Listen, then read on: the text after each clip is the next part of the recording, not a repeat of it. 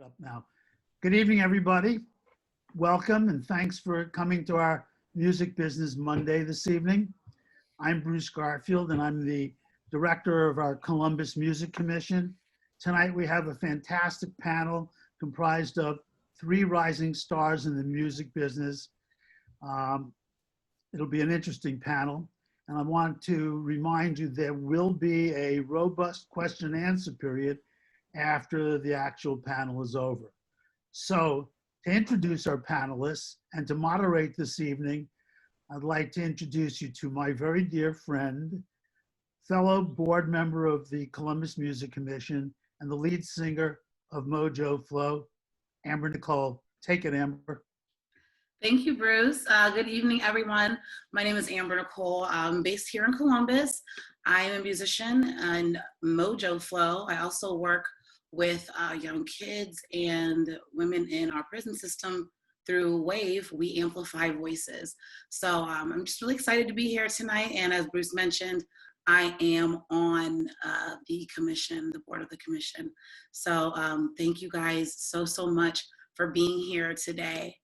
And without further ado, I'm going to go ahead and introduce our amazing panel today. I am super excited myself just to get to talk with everyone. So just want to let you guys know here, we've got Danielle Middleton. Danielle got her start in music at an early age, singing in the children's chorus at the Metropolitan Opera, which eventually led to her sharing a stage with the world's greatest pop icon. Danielle dove into the music industry straight out of college, working for companies like BMI, interning at Red Light Management, and booking live shows around Brooklyn. She eventually landed at Sony ATV Music in 2014, where she started as a receptionist and went on to spearhead the social media initiatives for the entire company before becoming an A&R coordinator and building a talent roster of her own.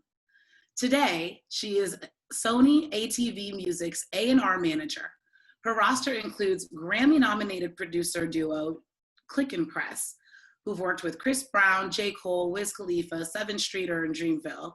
Grammy Award-winning producer Swag, who's worked with H.E.R, American authors Wale, Alicia Keys, and Kalani. And singer-songwriter Corey Chorus, who's worked with Rihanna, Kim Vera, and Demi Lovato. And producer Janae Clark, who has worked with 6ix9ine and Danielle, can you help me out with that one? Oh, Tekashi 6ix9ine. He's worked with, geez, I don't even remember. Masego? Oh, Masego? Oh, Masego. Yes, okay. I would rather ask for I just butcher the name. Okay. Masego. So thank you so much for that. And Danielle's also signed Grammy-nominated producer Arsenio Archer, who has worked with Summer Walker, Olivia O'Brien, and Jazzy. Epic Pro, who's worked with Bryson Tiller, Paris and Fontaine, and Eminem. And Kid Culture, who's worked with Corday and Roddy Ricch. Ayo, the producer, who has worked on WAP with Cardi B featuring Meg Thee Stallion and is the summer bop we all deserve. So thank you, Danielle. And the legendary Jay White did it. Someone was like, wow, the summer anthem we didn't deserve, but the summer anthem we needed. I agree with that. Oh, so, that's amazing. It's a fun song. So thank you guys. And so everyone, that is Danielle Middleton. Next. The one that we couldn't take advantage of because of COVID. Sorry. Sorry, Cristina. Oh, sorry. I'm sorry. I didn't hear what Cristina said. Oh, she said the bop. Go ahead, Danielle. Oh, it was the bop that we couldn't take advantage of because it was COVID. Yeah, exactly. I was like, well, never mind. Let me just stop before I get myself in trouble talking about WAP. The next person we've got is Cristina. And Cristina is a San Francisco native with over 13 years of experience in music and entertainment. Cristina is passionate about finding new musical talent and helping build their careers. As Senior Vice President of A&R and Management at Howwood Media, founded by former Geffen Records President Neil Jacobson, Cristina's focus is on expanding the hip-hop and R&B space. Prior to Howwood Media, Cristina held posts at ASCAP, BET Networks, 106 KMEL, and more. And finally, we have Keithen Bassman Foster, and he is inspiring, creative, and fearless. Those are just a few words to describe his musical abilities. Between the roots of the church and the musical melting pot, Berklee College of Music, where he received a presidential scholarship, Keithen has no limitations.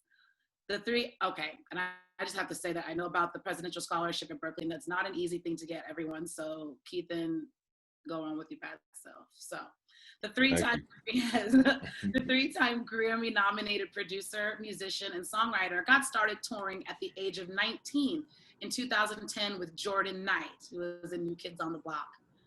These first few years of his young career opened the door to nationwide tours with VH1's Love and Hip Hop reality star K. Michelle.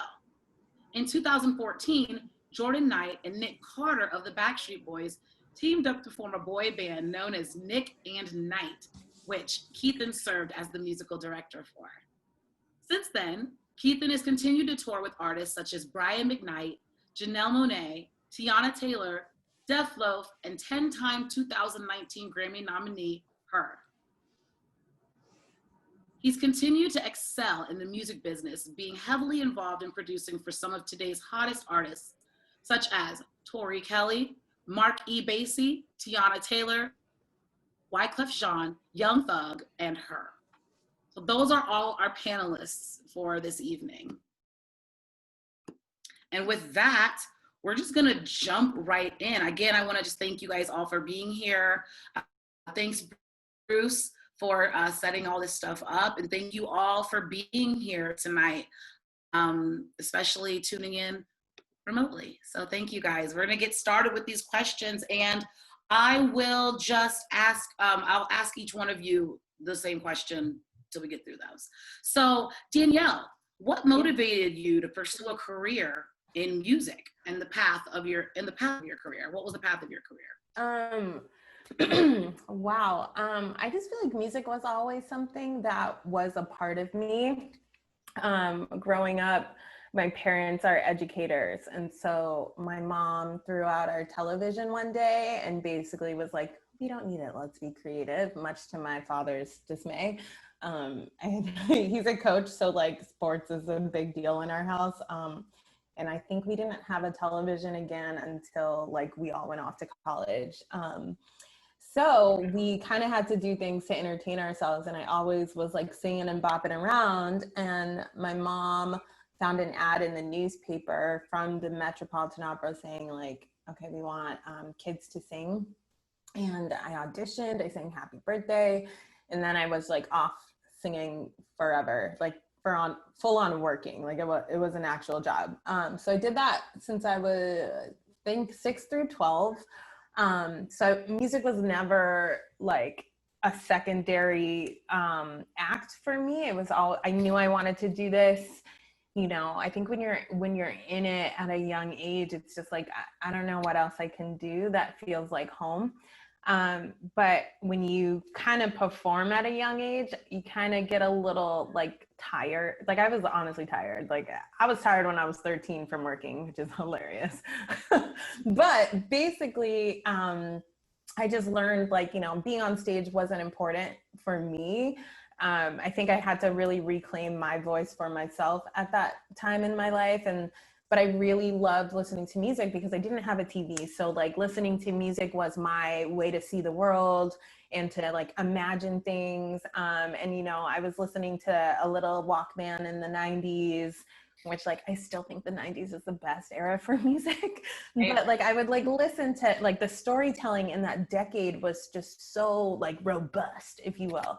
And so I would like listen to songs on repeat just to be like, just to try and like, just to hear things. I don't even know what I was hearing, but I think because I came from a classical space, it's helped me today in what I do. You know, I definitely have signed a lot of like rhythmic R&B, rap writers and producers and musicians. But what is really important to me is to hear the melodies within that. I think being a person of color in the music industry, you kind of get pigeonholed into like, you're urban, which I hate that word, because it's so limiting. And especially to people of color, it's such a limiting word. It's very much the lines of a box that you have to live in. So it is really important to me to make sure that everybody that I sign stretches beyond, you know, the genre that we bring them in. And so I'm just very passionate about making sure the people of color on my roster can exist in other spaces. And it took me a while to really understand what A&R was. It took me a while to understand, like, okay, now that I'm in A&R, I can't sign everything that I love, because I do work at a company that needs to make money. So unfortunately, I can't do every, you know, passion deal that I want to do, to be honest. I really wish I could. My DMs are full of people who are really wanting an opportunity or really good. And sometimes you have to be choosy, which is kind of hard, because I'm very much aware that, you know, these deals have the potential to like alter somebody's career. But also at the same time, just let anybody know, like, it's not the one way to have a career. It is a way. And so, you know, once I kind of discovered what A&R was, and, you know, especially what publishing was, like, I love getting in the depths of like songwriting. With songwriters, you can, you know, they can live 9 lives, you know, you could like, you know, okay, I don't want to do an album anymore as an artist, so I just want to be a songwriter. Or producers, like producers are A&Rs to me, because they're in the room and they're hearing the talent like before we do, before any like PRO does or label does. And so I really treasure my relationships with producers, because it's just kind of a really great way to build bridges throughout like the music community. But yeah, it's been a little bit of a winding road, but music was always something I knew I needed to do. And who knows if I'll be doing this like until I'm old and gray. I hope so, but it is a lot. I do have grays. You might not see them. They are here. It's a lot. So I just like, you know, I think music is just so healing, especially right now. And I know I'm going long-winded, but I do feel like, you know, when our world is facing trauma, you know, what is the most comforting is expression and creativity. And I do feel really special to kind of be honing that garden of weird quarantine times, because I feel like once we're through this, God willing, you know, we're gonna hear some really amazing music. I'm getting really great music these days from people. So yeah, I hope I answered your question, girl. I'm sorry. Absolutely. No, you're fine. You're so good. No, that's great. Thank you. Thank you so much. Yeah, Chris and Cristina, so same question. What motivated you to pursue a career in the music and what was your path like? Same, it's kind of similar to Danielle. Like, I would listen to things over and over, and I still do. Guilty pleasure of mine. I play stuff until the record player or the CD or whatever is just burnt out, or my friend comes in like, I'm tired of this shit. But excuse my language. But I listen to it over and over and over, still to this day, just because I like to hear new things or catch the vibe or see something I missed. Or if I'm like, I played that in my office, but maybe I should try it in the car to see how, you know, I ride with it. But nonetheless, I always knew I worked in music, and mainly because of Tony Braxton and Babyface. I thought they were phenomenal together. I loved his pen, like the way he wrote his pen, and I loved her voice. I'm like, oh, this is different. This is not something that you hear all the time in the industry. She has a unique sound to her. And that's that's my thing. I like to have or work with people that have a new sound, that they bring something new to the table. Like, why do we need another Jay-Z? Why do we need another Mary J? We have people that sound like that. And I want to be the person to hear the new sound or help build it out. So I went to school for music business in California. People would not know the school because it's just one of those California State universities that you wouldn't know, Chico State. But going there was a lot of people that worked there that was in the industry, like one of the engineers or one of the producers did stuff with like Whitney Houston and Boyz II Men and all these other people. And he like kind of pushed me like, no, you can do it. Who cares about the school? That doesn't matter. You're going to end up in the same place everyone else is in. So who cares about the school? And I'm just like, okay, cool. So did that. My first internship was at KMEL. It's a big radio station in San Francisco, and they actually break a lot of artists. They broke Ella May, actually. They brought out Waka Flocka on the West Coast before anyone else did. So it's a huge radio station. Did that, and then from there, I did my first internship at BET doing PR in LA. Realized I hated PR because I was minoring in it, and I was like, oh no, this is not for me. I don't want to do it. And that's the beauty of interning, everyone, is you going to these different places and discovering what it is that you do and do not want to do. So, because sometimes you just don't know what you want to do until you're there, or sometimes you don't know what you don't want to do until you're there. So I always recommend interning like as much as you can. So I interned there, and then I would do all the tent poles like Hip Hop Awards, BT Awards, Spring Bling, and going to all these events, I met the president or then president of the company, Stephen Hill, and I told him I wanted to work in the music department. So he told me what to do, who to reach out to, and I did, and I started working with his assistant. So assisting a president is a lot of work, and it kind of stressed me out a lot, but I wouldn't take it back. And then when she left the company, she called me to come back and sit with him in the interim. So I was his interim assistant for like a year. And then from there, I did 106 in Park talent coordinating. And then from there, I did Music Matters, which is a campaign that my boss at the time, Kelly G, who also did all the video placement and curating and scheduling for 106 in Park as well. He started it, and it was a campaign for up and coming artists. So like we did tours with Kendrick Lamar before he was Kendrick. Before H.E.R was H.E.R, she was Gabby, and we did like commercials and stuff with her and showcases with her, J. Cole. So a lot of people, Jasmine Sullivan, Miguel, a lot of people that you know of now who are like genuine great artists in the industry, we kind of like helped, and we were their media partners at the time and pushed them forward. So I got to work with a lot of great people early on. And then also like Salam Remy, like we did an album compilation with him, and it was just like great. So like meeting these new people. And then I moved on to ASCAP, which is, you know, more writer producer based, but it gave me a different dynamic that I actually love, because at BET, I was working with the artists, but working at ASCAP, I got to see the real creatives behind the music. It's like, yeah, you like the Rihanna song, but do you know who wrote it? Do you know who produced it? They're the real creatives behind it. So it gave me a different dynamic of appreciating music at that time, and then also learning where the money flows through. Like, oh, this is how it works. Oh, this is how the money works. So I appreciated that too. And then I was with them for 4 years, and then I just got hired at Hallwood Media as the SVP of A&R management, and now I'm managing a few writers and producers, Keithen being one of them. And yeah, we're just trying to move it forward, and that's to make a long story short, even though it's kind of long-winded, but I hope that answered your question. That is all great. Listen, the wind is all yours. You are the wind makers, so please. No, thank you so much. It's awesome. And Keithen, same question for you. How, what motivated you to get started in this career path, and how has it been? What motivated me was, like you said in my bio, was mostly like church. Growing up in church playing, and at first, like I was like this football player in high school, and I injured myself, and then I was just like, well, I don't want to like play football no more. I don't want to be banging myself up. So I stopped playing, and started going to church more with my mom, and then like my mom was a singer in the church and choir director, so like I was just around it all the time. So just being around it, and I gravitated towards the bass because the guy playing there at the time was the music director and bass player for Brian McKnight, and he ended up teaching me like pretty much everything I know about bass. And he was a Berkeley alumni at the time,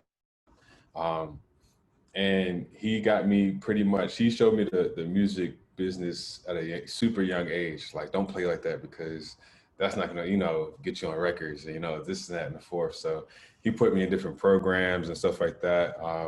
I got involved with like the Berkeley high school program. I think they have it like nationwide now. And, you know, I would go there after school once a week, twice a week. And I did that for like about 3 years, got the scholarship.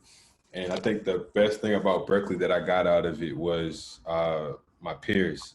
Because, like, you know, going to school for music, you're gonna like just be schooled on the fundamentals and how to be this type of player. But your peers, to me, was like the dopest thing out of it. Because to look back on the 10 years later, like, you know, like going to school with somebody like Charlie Puth, for example, was one of them. American Authors was there when we was there. A bunch of songwriters and producers.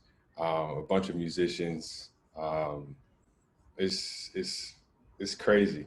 I think that's what I got out of Berkeley at a young age, and I think from then on, just touring and with different artists, just connecting and networking, and then I got into producing about 6-7 years ago, just being around it.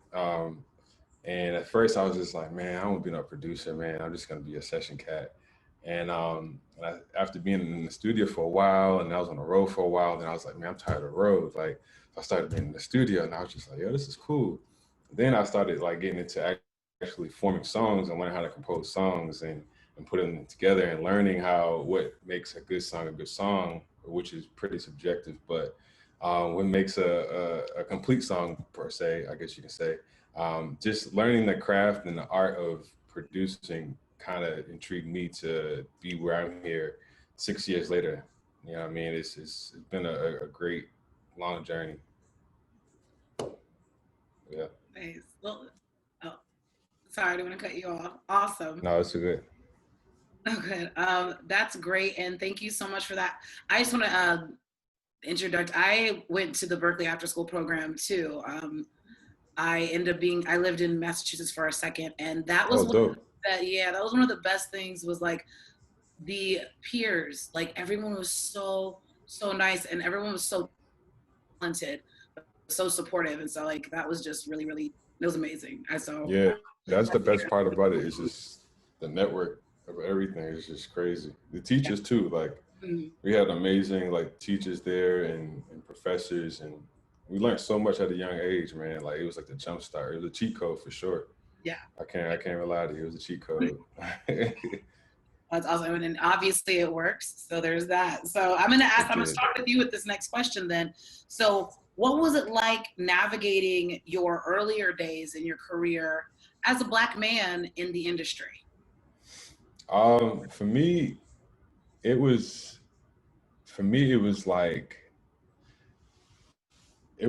I set my eyes on things, whatever it was, and it was almost like I got it because I didn't let anything kind of distract me or persuade me to not do it because of my skin color, or because I look like this, or because you might look like a thug, you might can't play with a boy band. But for real, like, I got my start with like the biggest boy band star ever, you know what I mean? So even something like that kind of opened my eyes, like anything's possible. So like, to me, it was like I set my eyes on things and it would just happen.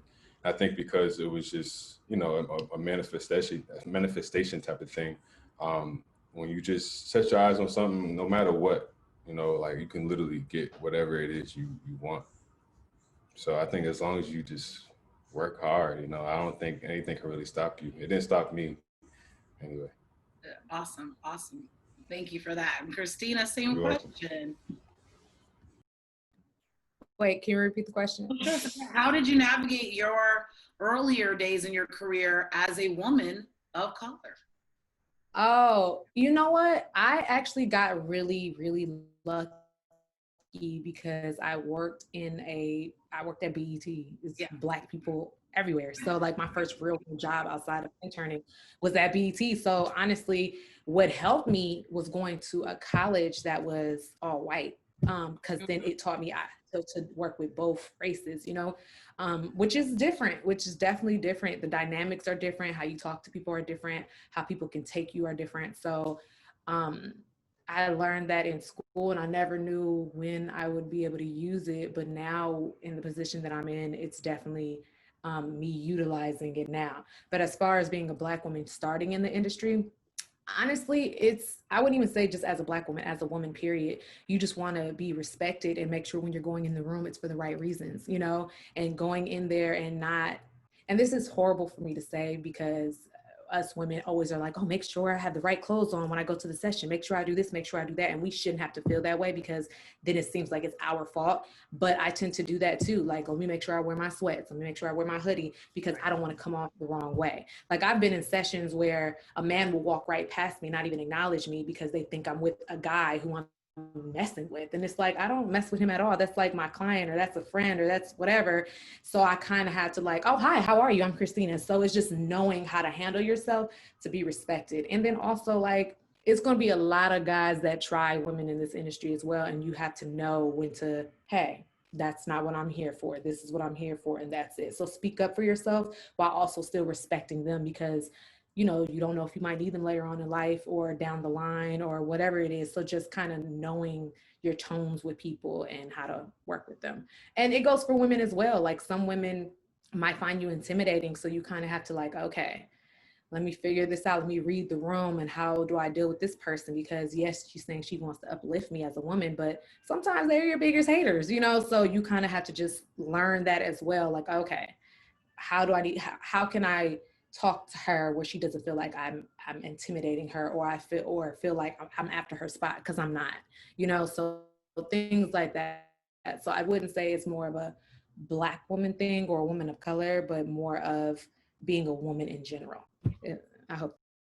Absolutely. Yeah. Anything you say answers the question for sure. Like and that's great. I liked all that answer. So I'm getting a lot out of you, all of you speaking on this. So talk away. Again, you're the wind beneath our wings tonight.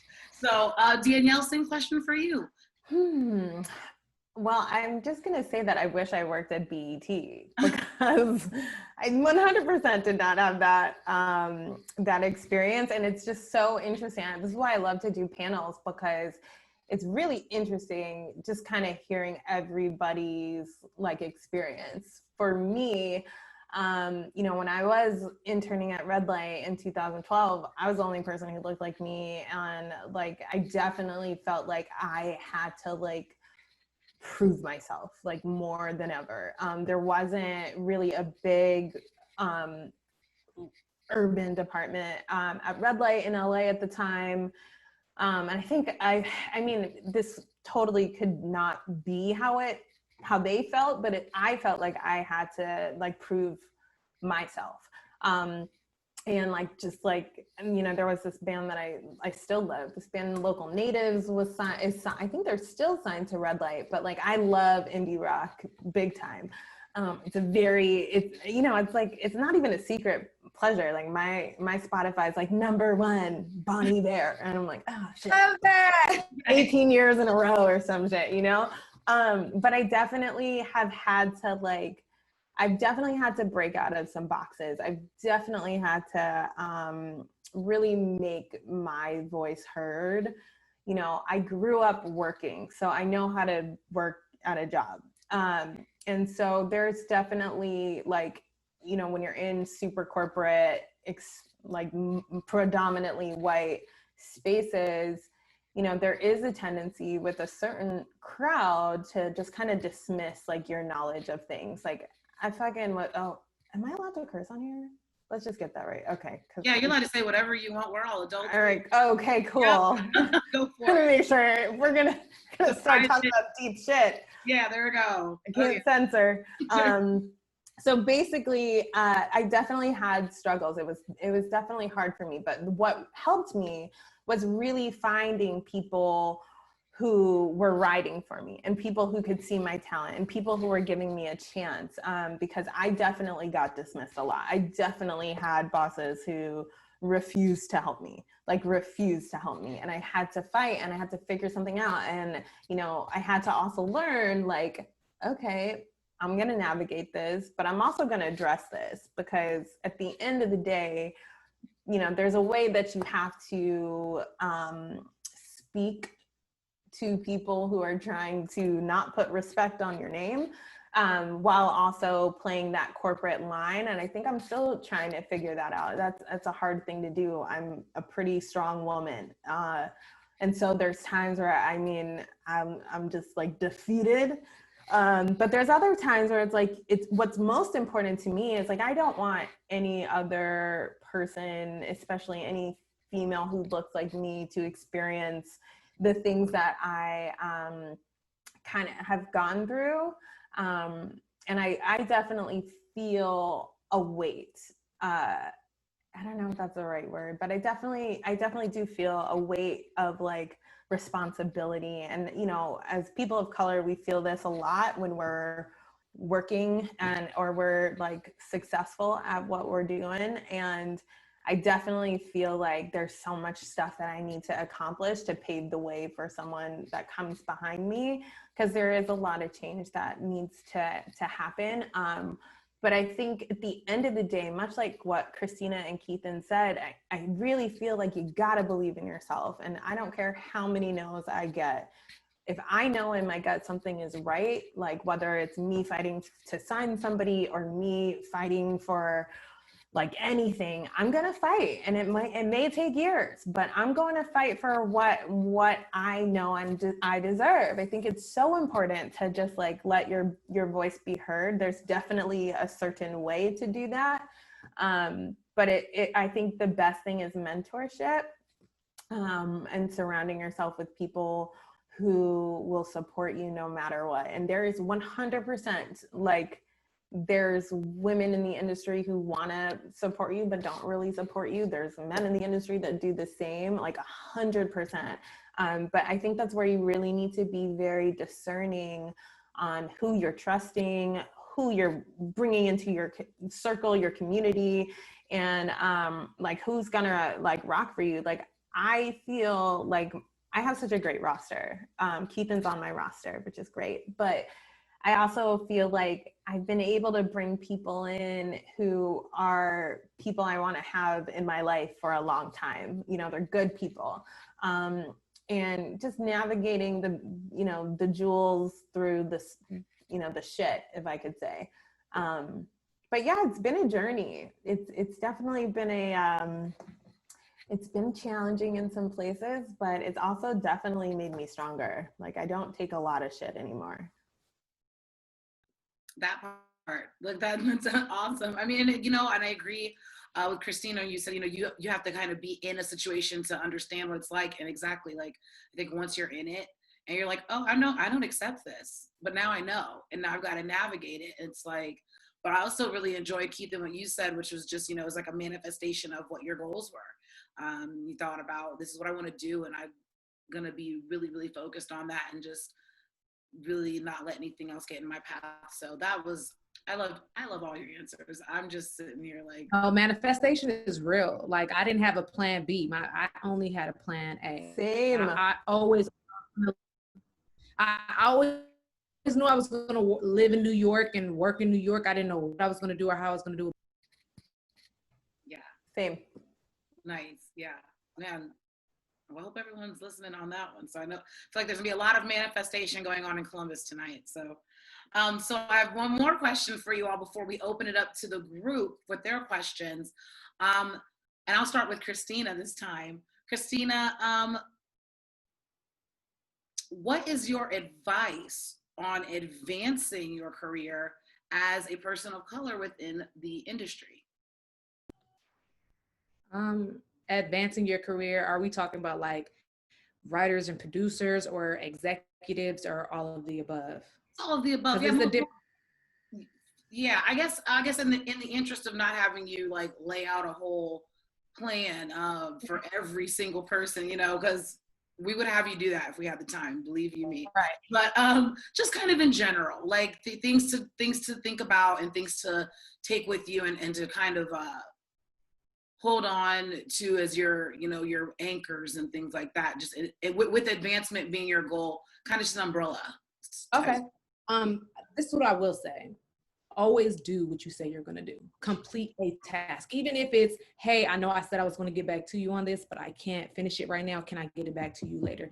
That goes a long way, right? And that, as an executive, like, that goes a long way. Just always, hey, we got to take a meeting. Okay, cool. Responding like, hey, I know I seen you last week. I said we should take a meeting. When do you have time to take this meeting? Following through with what you say, because then your word means something. And this industry is very much so like, oh yeah, they say we're gonna link, but we don't never link. So, and people hate that. So always that differentiates you when you are always like following through with the things that you're gonna say.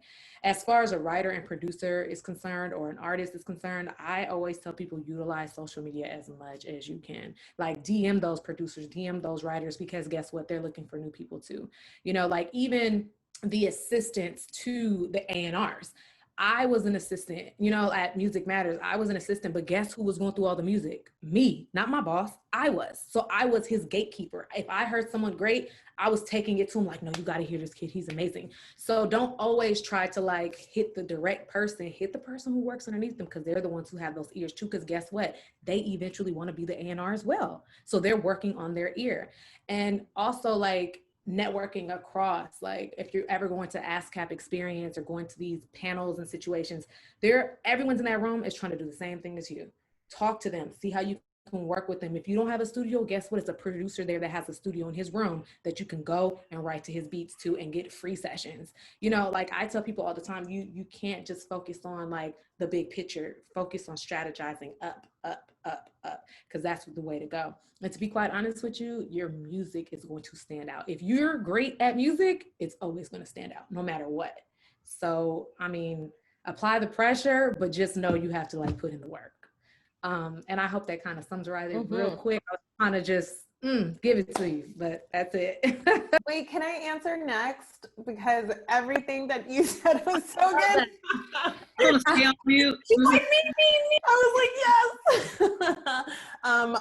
Retweet everything that you just said, because like 100%, like I cannot get through all of my DMs because like people are hitting me up, and sometimes people hit me up when they're not ready to hit me up. And what that does is it makes me like, all right, I'm taking the time out of my really busy day. Like my day is really busy and I'm listening to your music. So that's your shot. If your shot is weak, I'm never listening to your music again, unless you're already on the Billboard charts. I'm never doing it because I'm like, this guy's like crazy. He hit me up 800 million times in my DMs and like completely sends me trash music. Although I would never say that, but there's times where it's like, I'm not gonna listen to this again, because sometimes you might not be ready. I think the other really important thing is to know exactly what you want to do.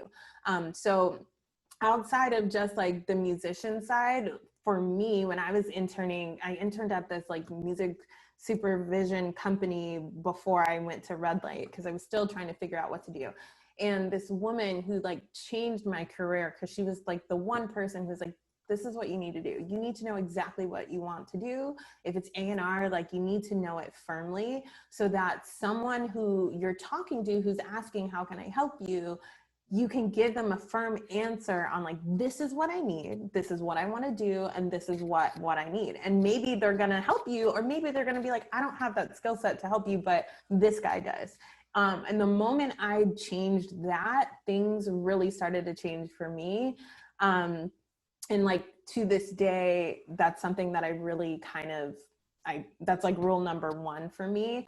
And also about there was no plan B. My parents had no idea what I wanted to do, like none. And I mean, like they still don't really know what I do, like, because I can't really share like WAP or trolls with my mom and dad. So they know that I work in the music industry. They probably still think I work at a label. They have no fucking idea. So when I was like back home, I left LA and I was struggling. I was like 2012. So everything sucked for music then, 12, 13.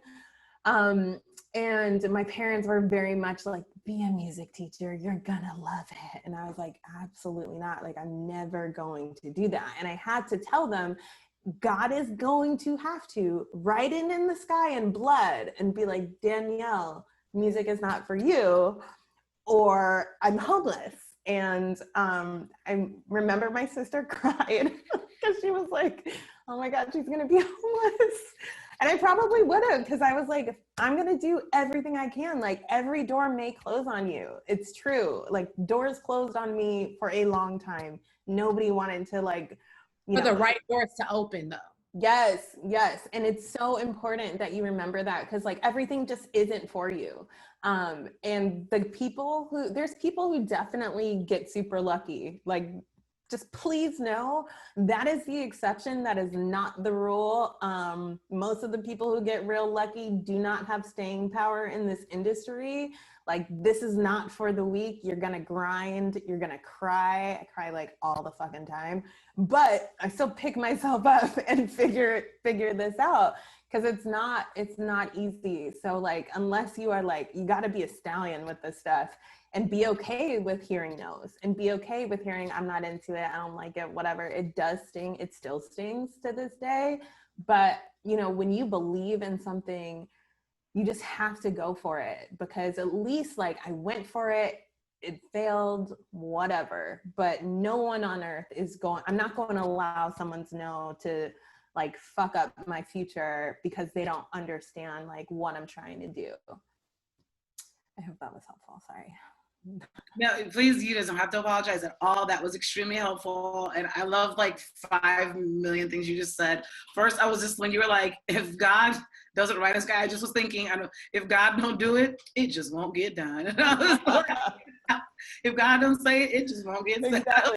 Look, and please tell your parents about Trolls, because I just watched it the other day. Like, it's so good. I know, but Debbie and Leroy will not.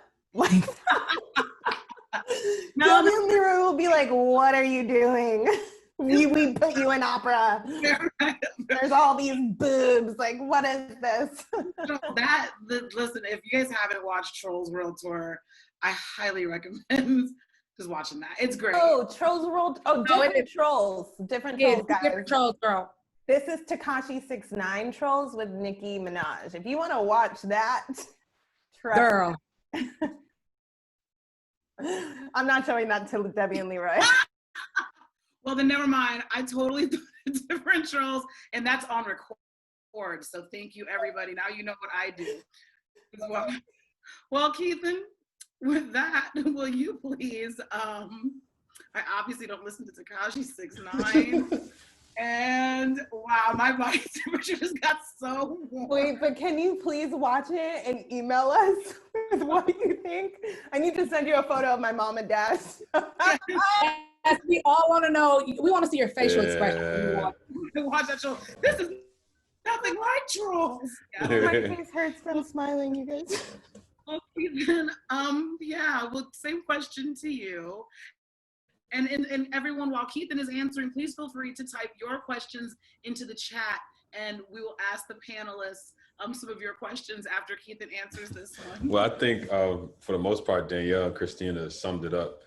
Between just knowing what you want, I feel like a lot of people get caught up in, like, I guess, like the main titles, whether it's being an artist or being a producer, songwriter. Like, there's all different types of stuff.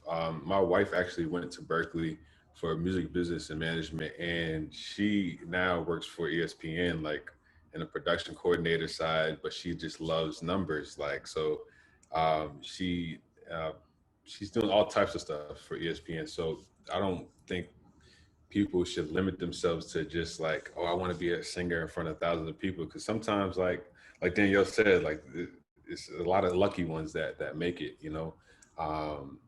Definitely never take no for an answer. Like, that's, if you want something, you're not going to take no for an answer, because regretting it down the line sucks. Like, that's the worst feeling in the world. And I think with those two things, and networking and just being real cool, man, like I think that's the first thing I think we all can agree to. Like, the first time we meet somebody in the industry or whatever, like the first thing we think about is like, were they real? Did it feel cool? Like, or did they talk to me with intention, or did they speak to me wanting something already? Or did they find out I was so-and-so and they know I can put them on, so they came to me and said, hey, what's your name? You know, I think just being genuine, just being a real cool person, I think takes you a super, super long way, because literally nobody like wants to do business or be in a room with a weirdo. You know what I mean? It's just plain and simple, because there's a lot of weirdos in this music game, you know, a lot of weirdos. But just being genuine, man, just being a good person also takes you a long way further than talent, you know. I think as long as you be true, stay true to yourself. I know it's so cliche, but it's so true.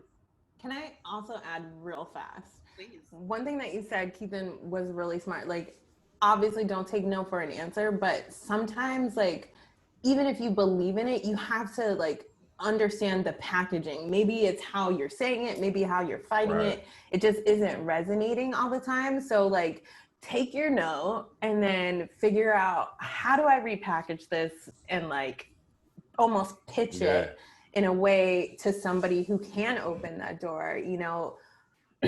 Sometimes it's the delivery. And that's why it's so important to have mentorship and to have your little network and to have people that you trust, that you can be like, let me bounce this idea off of you. And getting people who may be in the game a little bit longer than you. Sometimes like having the peer-to-peer, you know, when y'all are both at level 1, you might not, you might not be able to elevate. But it's just so important. Like your community is so important. Community. Because if you don't have people who will ride for you, you're just not going to make it. You have to have a crew. You have to find your tribe. You have to like invest in that. Because also like having the wins, like I'm just going to pop off for a sec. Like Keithen and Swag have known each other for 1 billion years. And for them to reach where they're at in the career together, like on the same projects, it's amazing. Like it's so amazing that they get to share this journey together. And there's a lot of stories like that in the music industry of people who are old friends or people who came from nothing and they're on the Grammy stage. Like that's literally all this music industry is about, is connections. So work on that, like peer-to-peer or peer-to-one peer up connections. It's gonna take you so far. Yeah, speaking of that, like connections, how things come full circle. Like when I was at BET working with her, I actually had met Keithen then, and that was years ago. Who would have known it came full circle around? And I hit him up like, "Hey, you need manager?"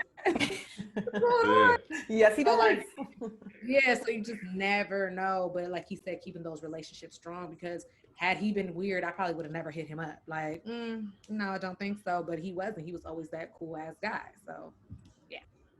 Awesome. Well, thank you very much for those answers. I have the first question. Well, first I'll start with a statement from Megan. She said, "No questions, but you all are brilliant, and I want to hang out with all of you." Aww.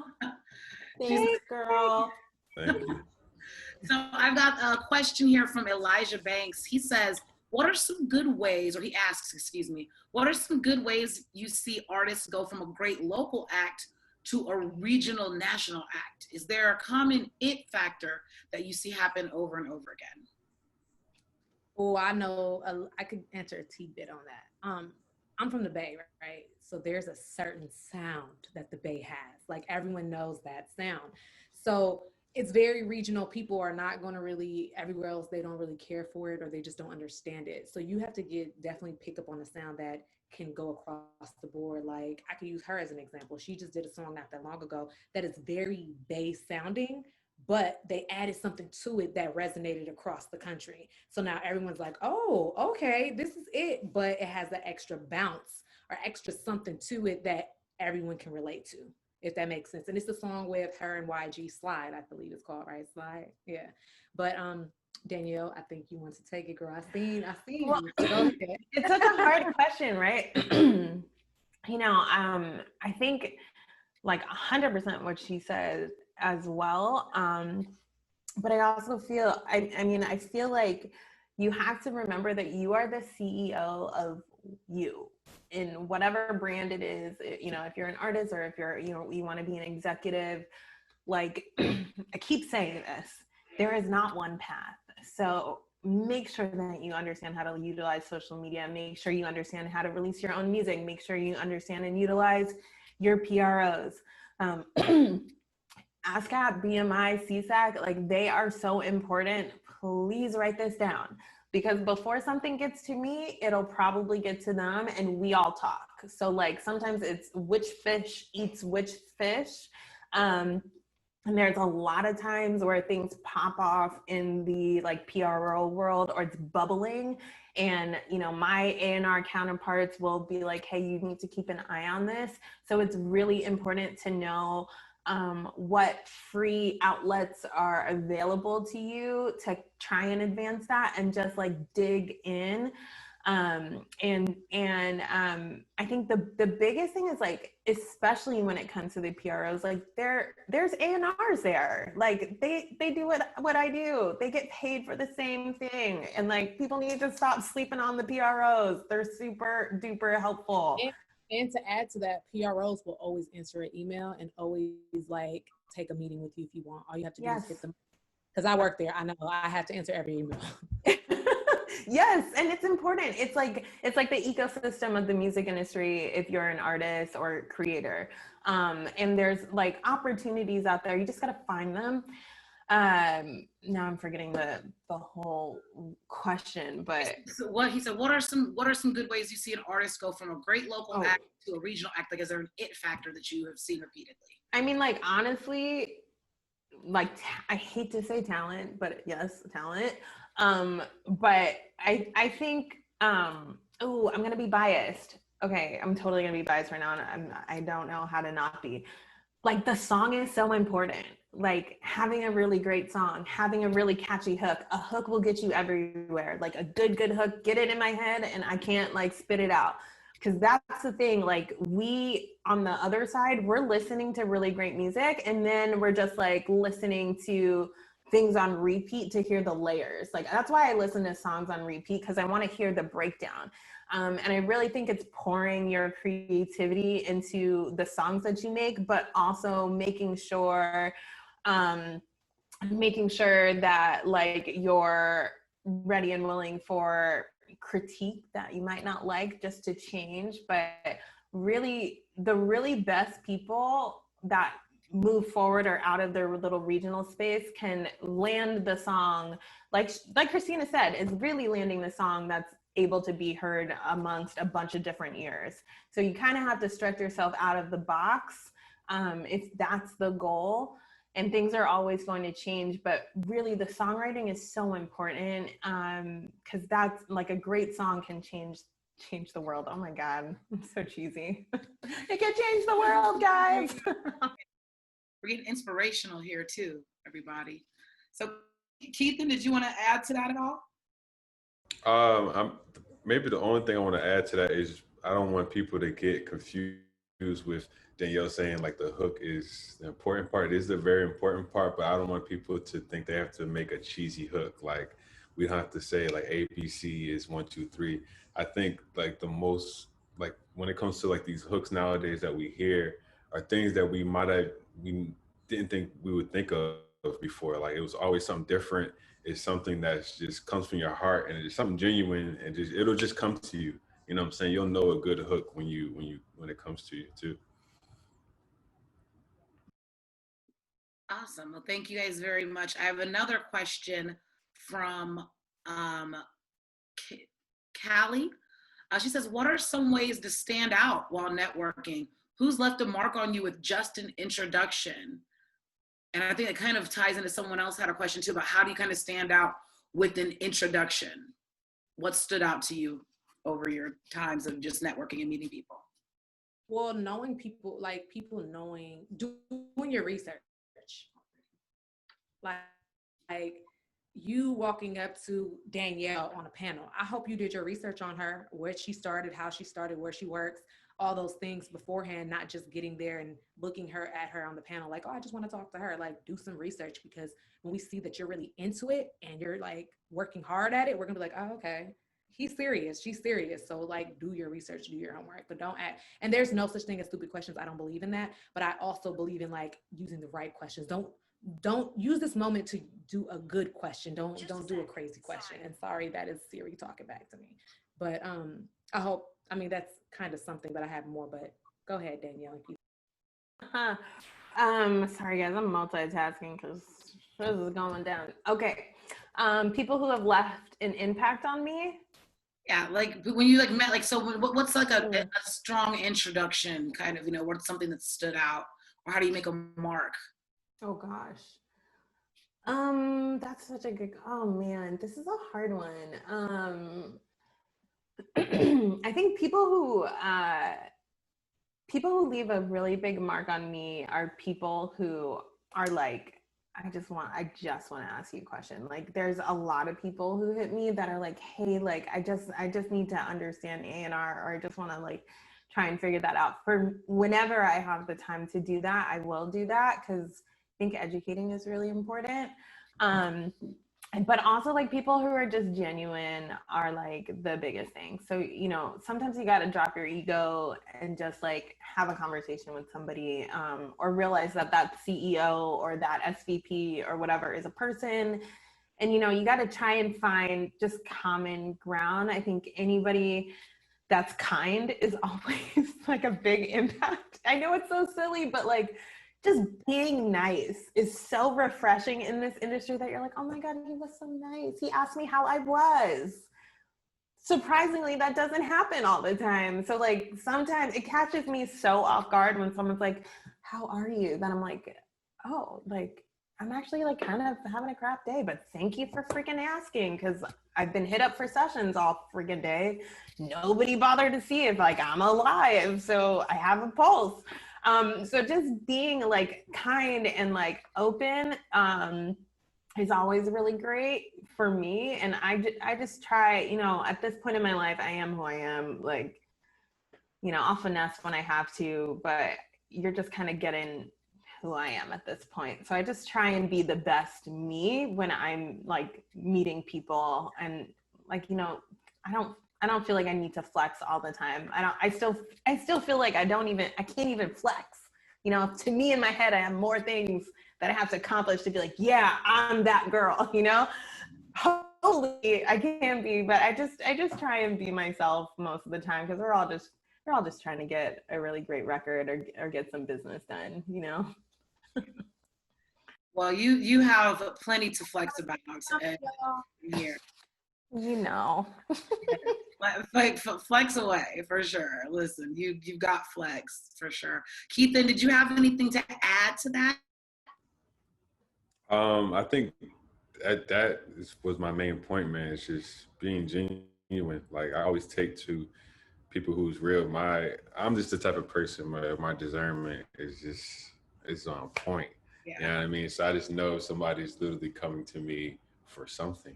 Yeah. Like, that's like, I think that's like the worst thing you can really do, is come to somebody for something, like, where it's like, you know, you're just taking, you know what I mean? Yeah.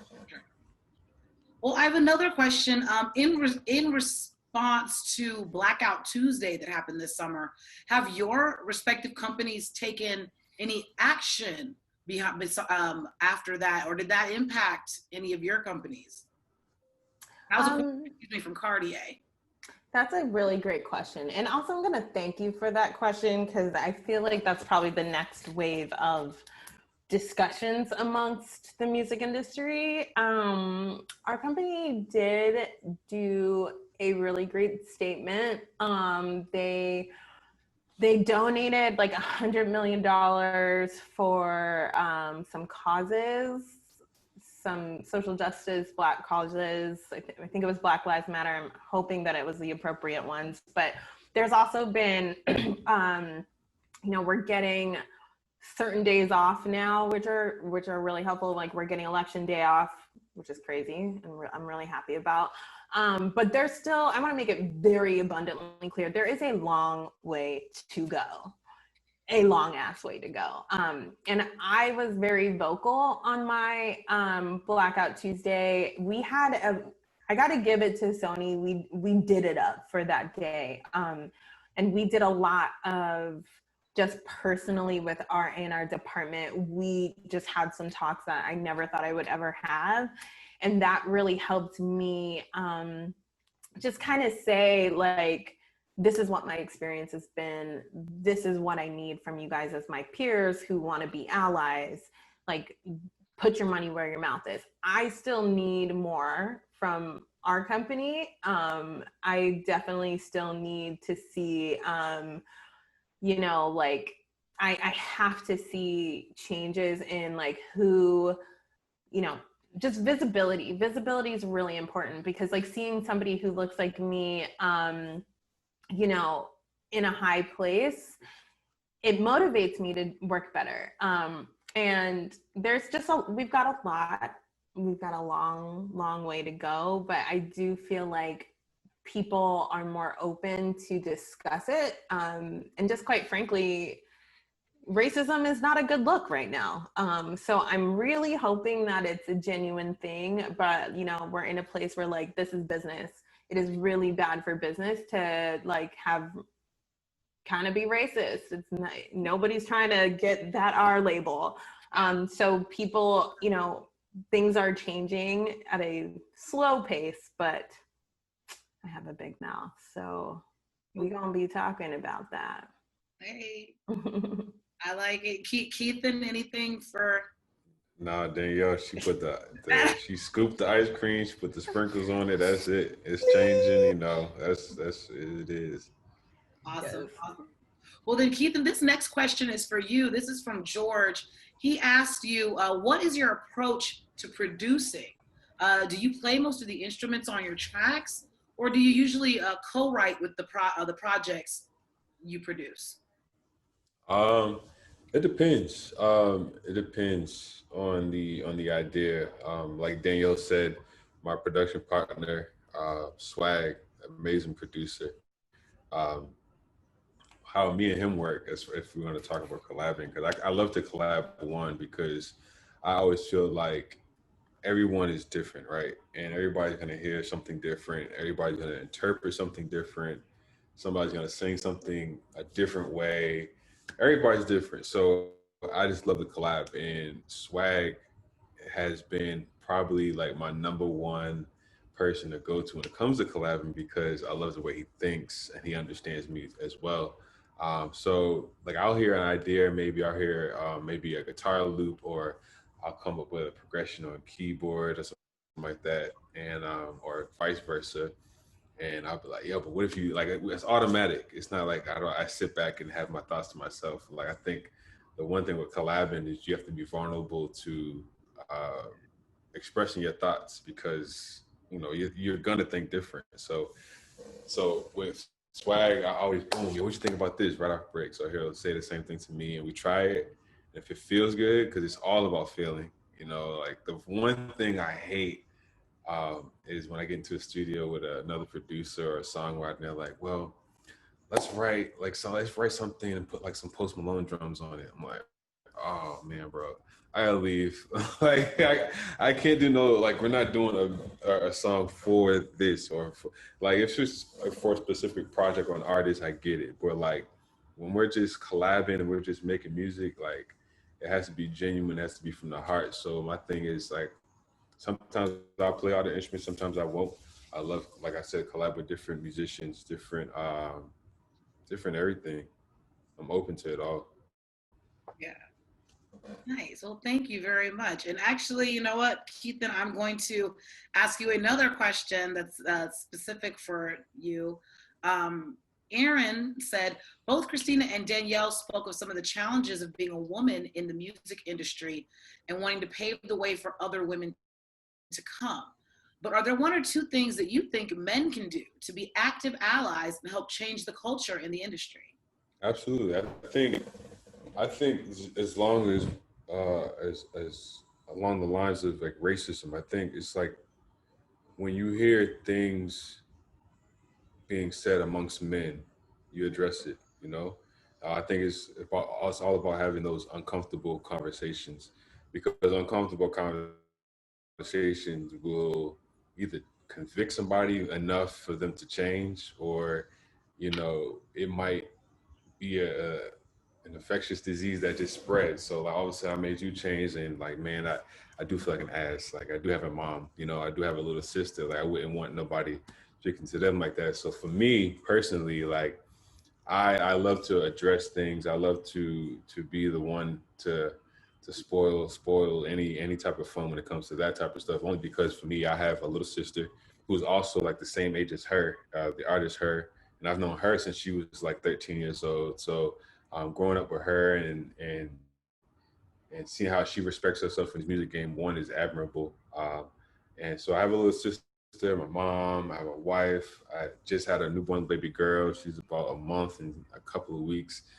So my view on things is just, I wouldn't want them to go through through this, and teaching my son the same thing. You know, you always take care of your mom, you always take care of your daughter. So I think addressing anything you see wrong is probably getting to the root of it, to be honest. Mm. I thank you. I appreciate that. And I just Yeah, for sure. like I consider you an ally, Keithen, and you know, thank you for your service on that. And that is an amazing question, because I do have to say, like, on a like woman female male level, we need our male allies. Just period. We do. It like we make less than you guys. It's just a fucking fact. And so we need to have people who actually care about this to be like, hey, like, this is a problem. This is what my salary is. This is what we got to do. Because change just, you know, corporate structures will never change for fun unless there's pressure. That's just kind of how I feel, unless it's a bad look. I mean, look at Blackout Tuesday. It was a very bad look to not participate in that. But at the end of the day, you know, we have, I think that like kind of multiplies outward into the world. You know, if men supported women in the way that I feel like sometimes women have fully supported men, like, you know, it would just be wonderful to actually be equal. But I do also like want to recognize there has been a lot of men in my life that have really supported me and opened doors for me. One of them being Walter Jones. He's now at Universal, which is very sad, but he was one of my bosses. And he helped me tremendously. Like, what he taught me really helped shape how I do my job today. And I'm super grateful and thankful that he advocated for me. It's really all about advocacy, and we have to just do better as a community. As a Black community, we have to support one another. We have to, like, there shouldn't be any competition with us. Like, there's always going to be some kind of, like, you know, you want to win, but like, I want to see the next person win just as much. And there's also room at the table for everyone. It's a big ass table. Scoot over. I like it. Thank you very much for that. We've got a lot of questions here. I was wondering, here we go, from Michael. He says, you all began early in life. Would you recommend a career change for someone who's not so young? And what role would you say age plays? Ooh, I think it does play a big role, at least on the musician side, like artist side. It's unfortunate. It just is what it is on the super corporate level. So, you know, there is a cap. Like, I haven't really seen many like 40-year-olds new coming pop stars. And that's not that it can't happen, but it probably won't happen on a major label. Because the thinking is still like young people want to like listen to only young people. But meanwhile, like when I was growing up, I was listening to Motown and all these crazy things. So it's not that it's impossible. I think it's just like a mind shift that still hasn't happened. But I also started young because, like, you know, I had like, my mom was like one of those people that wanted us to be really artistic or allowed to express ourselves creatively. And we didn't have a freaking TV, so what else was I going to do? But I will say that I don't think it matters like when you start all the time. You know, just know ageism is real. It is not going to change until, you know, us millennials are maybe kicking in the corner offices, but ageism is a real thing. It's a real problem. But at the same time, like, find the people who don't give a shit about that and figure it out. I don't know if that's. Yeah, that's great. Yeah, Keithen, what are your thoughts? Yeah, I mean, yeah, I agree with Danielle. I also think too, it also kind of really goes back to what your end goal is. You know, like when I first started playing music, just being a musician, I remember I was like 19 and I had, you know, fresh in college, and I used to play at this jazz club in Boston called Wiley's. and we were getting $50 like on Wednesday, but like playing for like 5 hours from like 9 to like 1 in the morning. But like so many people, we meet so many people at Wally's because it was like your hole in the wall jazz club where the older folks come and just have drinks and get drunk. And so many musicians at the time, like I remember one time I met Robert Glasper and Derek Hodge and all of them because they was in town and they did a show, but the club we played at didn't close until 1, so they came through. And I met Rob and Derek when I was 19 years old, and literally since I was 19 years old, like I can pick up the phone, call Rob or Derek now just off of that one thing. And of course, being around in the industry, you know, just seeing them. But I think it really just got to go back to why you start. So I started because it made me feel good. It was like a safe haven, and that was my end goal. I didn't care if I made $50, you know, like it is what it is. Like, you know, I know plenty of guys that back home who have a 9 to 5, but they get their rocks off and they're happy when they play in their wedding band, you know what I mean? And they're like, they get to play. Like, you know, like it really goes back to, you gotta really start this thing knowing why you want to do it. It's all about the feeling, man. Like it makes you feel good. It makes Danielle good to hear great songs. Like that's what she loves doing. Like, you know what I mean? So yeah, true. remember why you're doing it, man. That's the first thing first. Awesome. Well, I have a lot more questions. Let's see. If this is from Isaiah. If you have an artist with a different sound than what's popular, what's the determining factor behind deciding to take action with that artist? Oh, Hmm. I'm sorry. I cut you off. My bad. Go ahead. No, it's okay. It's all right. No worries. Also, how important is an artist following on social media versus their talent? That's a great question. Okay, so there's just levels to this stuff, right? There just is. So like, here's the thing, like for me, right? Like at the Sony, Warner, Universals of the world, there's definitely like, okay, well, this is a little left, right? But sometimes if things are like really good, you're kind of like, okay, well, how do I make this work? So I have somebody like that who's like, it was definitely like something that I fought to sign. I signed this girl named Rafaela. She's like amazing. She is like, I don't know if you guys know who Regina Spektor is, but Regina Spektor is this amazing artist. She's an amazing songwriter. And Rafaela is like, you know, a millennial Regina Spektor, but her songwriting is like bananas. And so she had a song that got a lot of spins on Spotify. You know, it wasn't like 1,800 million billion streams, but it was like enough where I was like, ooh, I can kind of finesse this one because it's a little bit different for us. At the end of the day, for the bigger companies, you know, it's really about revenue. So there's like, okay, cool, this thing is left. How do I make this work? Can I make it work with like, who are they working with? Like, who's the producer on this record? Who are they in the room with? If there's nothing there, but there's like, okay, this song in particular is earning a bunch of money that, you know, we want to be a part of because we know if this is earning, the rest of it could probably earn. And we just kind of like throw caution to the wind because we know there's an audience out there, then that's fine.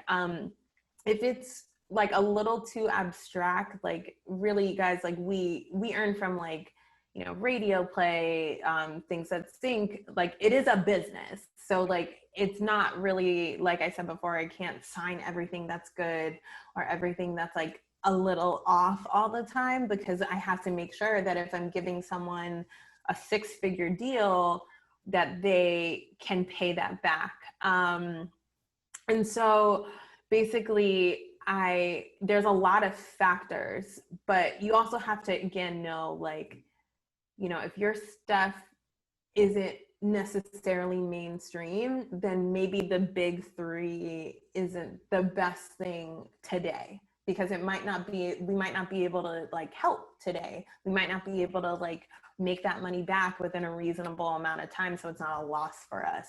I think it's really important that when you're approaching like a label or a publisher, or a business that will help partner with you, that you're giving them something beyond just like, I write some really great songs, these songs are really great. It's an investment, you know, we're investing in you and we want to see the return on that investment. So I think it's very, very important to be prepared before you approach and know like exactly what your music is doing in the marketplace, or know exactly when it will do what it's supposed to do, so that someone like me can like sniff it out.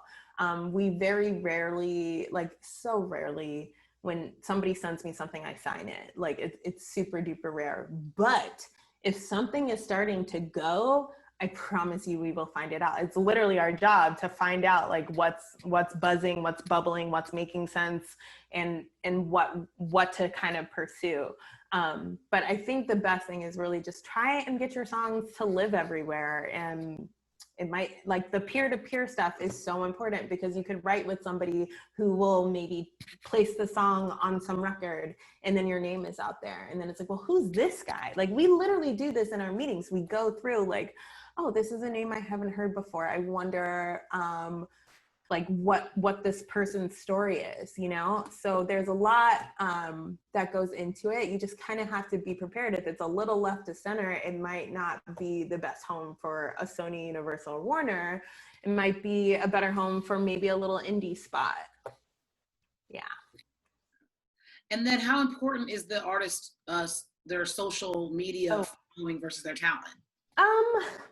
You know, it's important, but I don't really look at it. If the songs are great and they're earning money, I don't care who follows them. You want to have, you know, you want to see a bunch of followers, but I want to see like, are those followers turning into money? Are they listening? Are they engaging? Are they buying? Because if they're not, then you know, it doesn't matter. Like you could fake followers. Like, I think that's why I don't really pay attention, because it's real easy to like follow farm these days. But the real gag is like, well, if this person has 400,000 followers, but their Spotify monthly followers are like 100, that's a bit of a problem. So that's why it goes back down to like, well, who's actually listening to this music? And like social media is social media. And, you know, I'm dealing in songwriter producer. So like, I don't give a shit about your social media. Sometimes it matters, but it really matters who's streaming and buying, and engaging with the song. Awesome, thank you. And Keithen, same question. If you have an artist, if you're working with an artist or producing an artist, thank you, Danielle, for that, yes. And Keithen, yeah, if you have an artist with a different sound than what's popular, what's the determining factor behind deciding to take action with that artist? I mean, for me personally, it's a feeling thing. If I feel like what I bring to the table can assist to make the vision of what they do great, I'm all for it. Like when H.E.R first came out, it wasn't really too many like female artists like that. You know, it was more aggressive energy, more, or not raunchy, but on the raunchier side than what she is.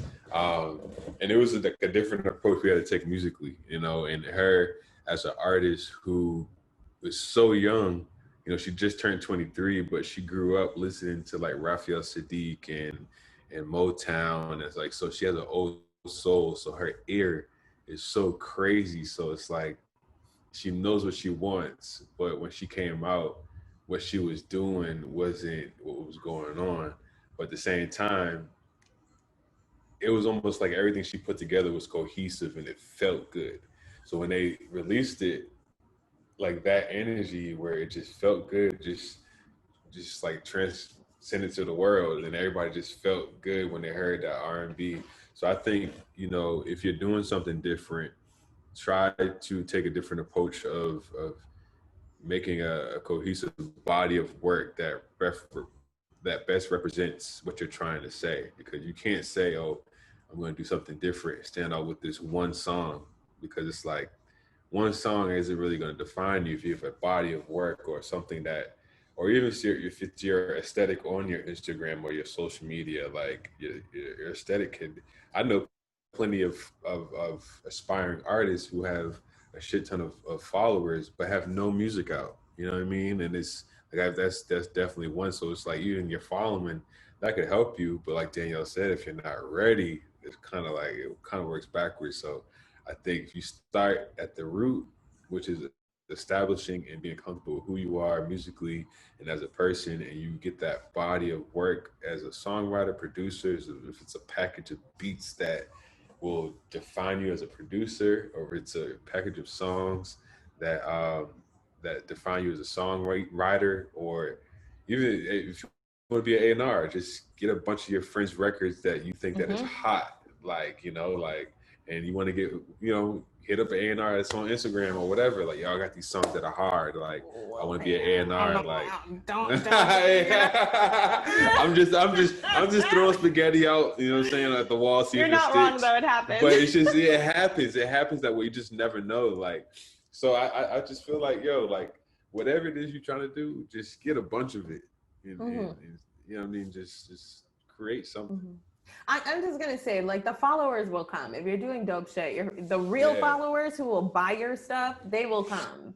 I would definitely pay less focus to how many followers are following you for your photos, and more like, how great is my catalog? How great is my sound? How great is the brand of, you know, whatever the brand is, that's locked in. Because especially on the label side, like, labels are not creating artists from nothing anymore. Like, it's not until you have like a couple sold out shows under your belt, a couple records that are doing well, that they're going to be like, wait a minute, we want to be a part of this. We want to take this to radio, you know? Like, you can't, no one's getting picked out of oblivion anymore, unfortunately. Things have changed, but that also means the great thing is, like, you could do so much stuff on your own. And then when it's time to do a deal, you have things that, like, some place doesn't have to give you. So you get to have the ability to be like, this is what I want.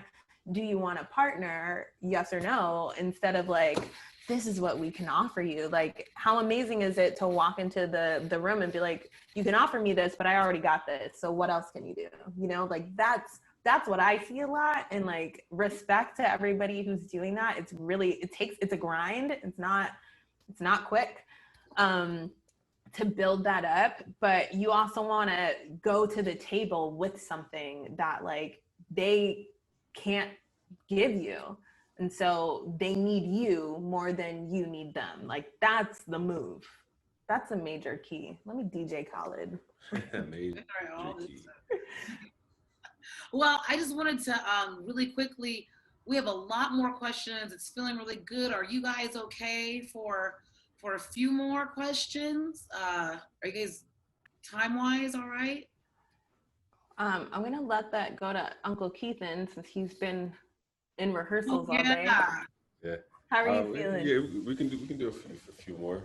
Okay, well, then perfect. Then, well, thank you so much, everybody. Keithen's got a brand new baby at home, so we gotta. Oh, and yes. Can I say what you're gonna do this weekend or no?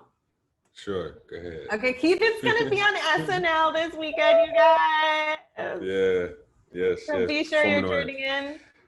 SNL with her, so be on the lookout for that. We'll be watching. Heck yeah. I'll probably be crying. Adele is hosting.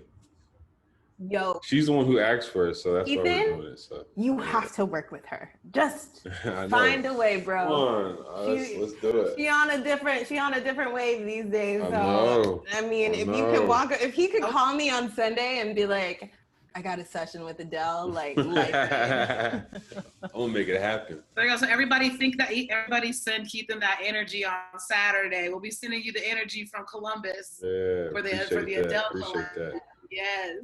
But so our next question is from Misha, and thank you guys for sticking on for a little extra time. Appreciate you guys taking that time. No, so Mishan asks, The music biz has undergone significant changes due to technology in a short period of time, the past 2 decades, between the advent of the internet, rise of social media, digital distribution, and now streaming.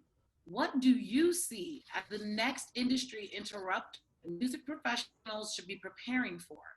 And what is your advice for navigating the constant change? How have such changes impacted you or artists you've worked with? Wow. And Man. let's start with Keithen. All right, so I think what Danielle can probably attest to at the top of COVID, right, this whole quarantine thing, the first thing my wonderful publishing company Sony did was they put their writers and producers in these virtual Zoom writing rooms and writing camps and stuff like that. But what a lot of A&Rs and managers ran into were people who didn't simply just have a setup at home. When that all kind of goes back into investing to yourself and like the things that you need to even get a quick demo down isn't that much money in the grand scheme of things. As far as what you spend money on, what you need, like so many people ran into so many problems because now like everybody's home and all the screenwriters and supervisors are home and they're hitting up these publishing companies like, yeah, I need a song like this, that, and the fourth like tomorrow. And some songwriters are like, crap, I don't have a mic, I don't have a computer. Can't you just put me in the studio? But it's COVID, like, so you didn't invest in yourself when you had it, had a chance to. So I think, that was a big, huge change in this game.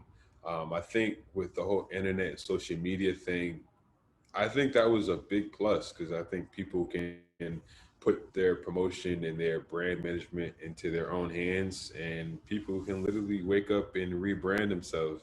I think I was talking about 2 Chainz the other day, how back in the day he was out as Titty Boy and he before the internet, he changed and rebranded his name, became 2 Chainz, and now he's this older guy and he's killing the rap game, you know what I mean? So I think the internet is probably like the best thing that's happened to music. With streaming, it's like a gift and a curse. Of course, the curse is the return because it's ridiculous. I'm pretty Super sure. bad for songwriters. Yeah, Danielle can Yeah. expound on it a little bit more, but streaming is it's that's a whole other story. But Danielle, you can go ahead. I'll throw it to you. I'll pass that. I'll catch that. Streaming is really great for the artist. It is not great for songwriters. It is not great really for producers. So I don't even know what the rate is. I think I used to know it. It's pretty depressing. So I'm like, I don't even want to think about it. Because basically for like a songwriter to make $1 million off of Spotify, like it has to stream a quadrillion. So it's beautiful in the fact that like people have access to music everywhere now. And people are listening, but when people don't buy music, the creators of that suffer. It's kind of like if you go to a restaurant and you eat all the food, but you don't pay for anything, or maybe you'll give like a little tip. Like that's what streaming is. It's like a less than 20% tip.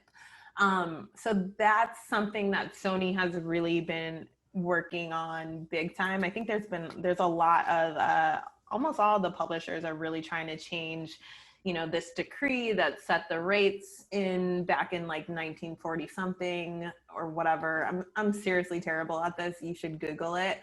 But streaming isn't our particular friend. It's good, but it isn't great.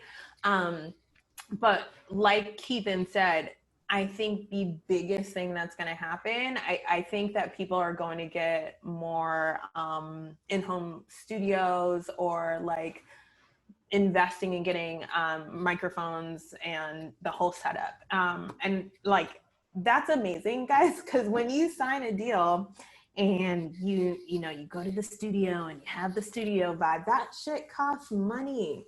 And that's money that you have to pay back. So if you could do it for free $99, it's going to be better for you because you also like I can't even tell you how different things have been since quarantine. Like, it has been amazing. Like, one, Keithen was home. He got to like do what he needed to do on the production side, and I rarely have him home. It was amazing. But a lot of the people who couldn't adjust to what's happening now have been struggling because they just, you know, they need the vibe of the studio. And I think it's been a wake-up call. We might not always have access to studios. You know, rent is expensive for studios. Look at New York. Studios are like, they're not surviving. And so there has to be another way that music is created. In that, you know, it makes me really sad because, you know, the studio is it's a community center, really. And it's such an important place to connect. However, in COVID, I feel like I was able to make sessions happen with artists or producers that would never ever answer me back because like they just needed something. And it really was great for my crew because on the Middleton roster, we have folders for all kinds of events, right? I feel like I was like, this is very true. I really was like, ooh, I need a folder of like 5 songs right now. I need to get it. And whoever got it to me first, got the opportunity. It was just very, you gotta adjust. And if you can't adjust in the changing technology, like it's not gonna work. You have to have things at home. And it also is more intriguing as a publisher, like, oh, you have a home studio? Amazing, cool. I know I can get this out of you. I think there's gonna be more changes as we move forward in technology. Like I rarely book real life sessions now because everybody's on Zoom, and that might be our norm for a while, but the faster you figure out how to communicate and work virtually, it's like, I think it's, what is it called? What is it called when it's like an open road, or what is it? You know what I mean? Like the whole field is clear and you can like it's an even playing ground. Thank you. Oh, Jesus. I was like, the world is your oyster. I know. It's late, guys. I've only eaten Lay's all day. I'm sorry. Yeah, it's all good. I'm up there with trolls and oysters, so you're good. Amber, let's go for one more question because I know Keithen's got a brand new infant at home. Right. Danielle is hungry, and I don't want to exhaust these guys. But I want to say before we conclude, you guys have been, I'm so smitten with you guys because I'm an OG. I've been doing this my entire life, and that's a long time, 50 plus years. And it's so refreshing to hear the young lion and the young lionesses who will really carve the face of this business. And you're so many miles ahead of people your age, way back in the day. And it really fills my heart with good vibes. So yeah, appreciate it, man. Thanks for having me. Go for one more question, Amber, then let's let these guys get. This has been one of the best Music Business Mondays we have ever had, and we've had some heavy motors on. Trust me. Wow. Thank you so much. Wow, it means a lot. In my crappy t-shirt, I feel next time I'll dress up and maybe put some makeup on for y'all. Well, we weren't giving. You're lucky because we weren't giving away fashion awards. Oh, thank God. I would lose. Well, man, let's find a good last song. How about, a song, last question. Okay. So this is from Aaron. Again, Danielle mentioned the importance of mentoring. Do you feel like you benefited from a mentor in your career? And if so, I know you did mention Walter Jones. So who was that person? And was it through a structured mentorship program or something less structured? So I was assisting Walt when I first came to APU, maybe like 2 years in. That's actually the first time I met Keithen was when I was assisting Walter because Walt was signing Swag. Keithen was there. It's been a beautiful journey between Keithen and I. She was there. She was there before my first child, right? Right. She was pregnant, right? Yeah. So Walt, so it wasn't a structured thing. It just kind of, I realized, because I knew my goal was like to get into A&R. So like my first year was just me being like the best receptionist they had ever seen on planet Earth. And then once I finally got to be an A&R assistant, I was like, I need to kill it. So like I got Walter on, like, he was everywhere early, and I followed him around with Post-its. But he really took the time to teach me, like, one, kindness. Like the guy, you know, he was always really nice to people who approached him, even if he wasn't going to pursue them in business. He was just kind and he was welcoming, and every question I had, he answered. And I've had other people that I'm close to that, like, I ask for advice. I have another guy named Brian Monaco who's in the New York office, and he heads up sync. Brian is like a beast. He's so freaking cool, but he's also somebody that I'm able to just like, hey, I need advice about this. And I've never had a structured mentor. I probably should get one. I don't think you're ever too old for a mentor, like ever. Ever. God, you need an OG. Like, Always. It's you, Bruce. I love you. But you really do need someone who's like, this is what it is. This is how I see it. This is what you're doing.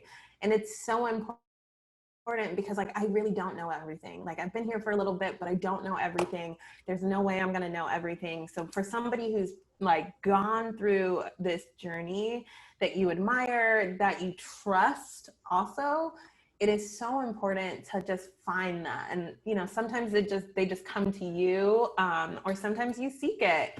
And it has been a life-changing experience for me in this industry. It's been the glue that, like, has kept me here, because there has been some cold, dark nights, but you have your mentor who's like, it's okay, girl. I got you. Keep going, you know? For sure. Keithen, same question. Yeah, absolutely. Like I said before, I got into this business through my mentor. Like I call him my mentor, like, and I don't use it in vain because I remember being super young and I had just got a cell phone, and I remember texting him one day. I was in school. I was in social studies, and first thing he said was, "Man, I'm gonna hit you right back. I'm about to get on this plane to go to Tokyo." I'm like, "Boy, what? Like, you want to go to Tokyo?" I'm sitting in social studies class, like, I don't want to be in school. Like, I want to be on a plane going to Tokyo. Like, you know, so like being with him and like hearing all his stories from literally a kid he's been with Brian McKnight since 99. So like in 99, I was 9 years old, to put that into perspective. So I just hearing different stories and different things, and to be at this age where I'm at, and I can literally call him and I can call him and be like, "Yo, man, I'm going through this," and he'd be like, "Man, don't worry about it, man. They're just acting like so and so." Like, and it makes me feel better about this business, because the business, you always need what me and my friends call it checks and balances. You always need somebody you can call and bounce something off. Like, am I crazy? No, you're not crazy. So on the live side, the live music side, I have him for that, and my good friend Swag, like I call him like my big bro. And it's almost like where he is in life is where I'm about to get to every time. So he'll be like, "Yo, don't do that because I just went through that." And I'll be like, "All right, bet." And every time it works out, you know? And so just being with somebody, you just have to, I think what it is everybody can cast their life. Everybody can cast who they want in their life, but you have to know what role they play in your life as well. So you just can navigate life a little bit easier, you know? Like, I'm not gonna call my mom about a record deal. Like, she'll be like, "Well, I'm gonna pray about it, and the good Lord said not to sign it." I'm like, "Damn, Mom, I missed out on $1 million. Like, what are we doing?" Like, so you really got to know, like, you know, who's really in your life for what reasons, and mentorship is definitely Huge. key in this business. Mm-hmm. Yeah. It's so funny. My mom would do the same thing, Keith. Right. Awesome. My mom used to say, "What? You should practice that trumpet more. You should practice that trumpet more." Like our neighbor, Eden Weiss. Years later, if I finally got validated because she could drive by the Capitol Records Tower and say, "That's where my son works." I said, "Mom, I did okay by putting the trumpet down and trading it in for a telephone. Eden Weiss played the clarinet for years. He's a probation officer. Hey. You did good, Bruce. You did all right. You did man. really good. So I want to just say before we conclude, anybody, everybody that's participating and watching, thank you for showing up.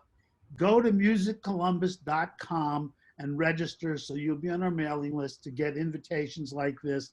And again, you'll have to say goodbye to Cristina. I don't know where she went, but she's got a little one. Yeah, she Thank had you to pop guys. off. Thank you so very much. You're welcome. You're welcome. Thanks for having us, man. My pleasure. Peace out. Peace Peace. out, Peace and guys. love. Thank Peace. you. Don't